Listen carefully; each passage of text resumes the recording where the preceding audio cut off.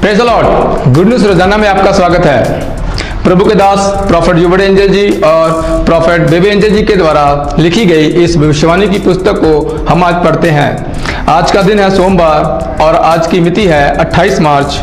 आज का विषय है परमेश्वर का स्वभाव।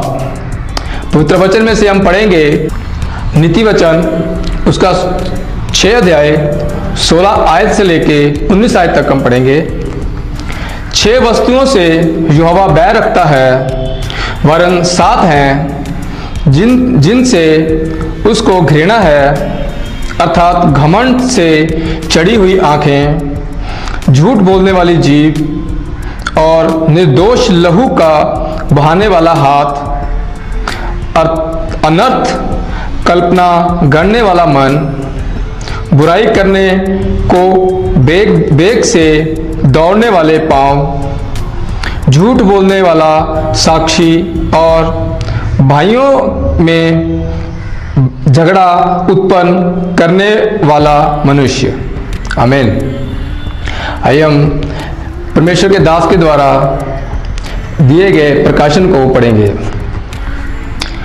आज की आयत उन कुछ चीज़ों की एक शक्तिशाली याद दिलाता है जिनसे परमेश्वर घृणा करता है।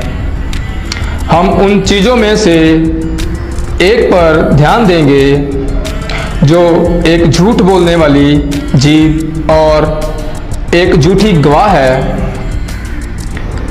कुछ लोग इस अप्रिय आदत को रोक नहीं पाते और ये कई चुटकुलों का केंद्र बन गया है जो झूठ को सामान्य करने की कोशिश करते हैं। आप देखिए, आप नए सिरे से जन्म ले रहे हैं। एक अलग स्वभाव है, ईश्वरीय स्वभाव। आप पाप या शैतान से वास्तव में नहीं हैं, क्योंकि आपको परमेश्वर के अनुग्रह से मृत्यु और पाप की व्यवस्था से मुक्त किया गया है। जिस चीज से लोगों को पाप लगता है वह आपके जीवन में अक्षम हो गई है। जिस क्षण आपने अनुग्रह को अपने भीतर परमेश्वर के पूर्ण स्वरूप को प्रेरित करने की अनुमति दी और नए मनुष्य को पहन लेना जो परमेश्वर के बाद धार्मिकता और सच्ची पवित्रता में रचा गया है। इफिसियां उसका 4 अध्याय उसकी 24 आयत में लिखा है जी। अब जब कि तुम मसीह में हो तो तुम एक नए मनुष्य को पहन लिया है। आप जिससे पहले हुआ करते थे उससे आप बिल्कुल अलग हैं। इसलिए आप किसी भी बुरी आदत को नहीं कह सकते और वह हो जाएगा। केवल आपका निर्णय और वचन पर टिके रहने के लिए अनुशासन की आवश्यकता है। पाप अब आपको बंधन में नहीं रख सकता।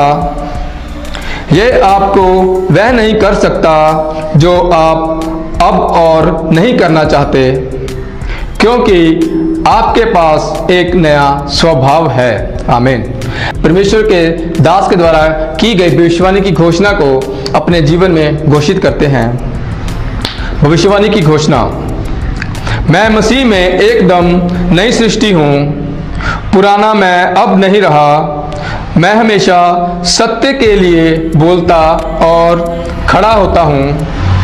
मुझ में ईश्वर का स्वरूप है। आपके उस अनुग्रह के लिए धन्यवाद प्रभु जो मुझ पर सक्षम बनता है। आमीन। Thank you.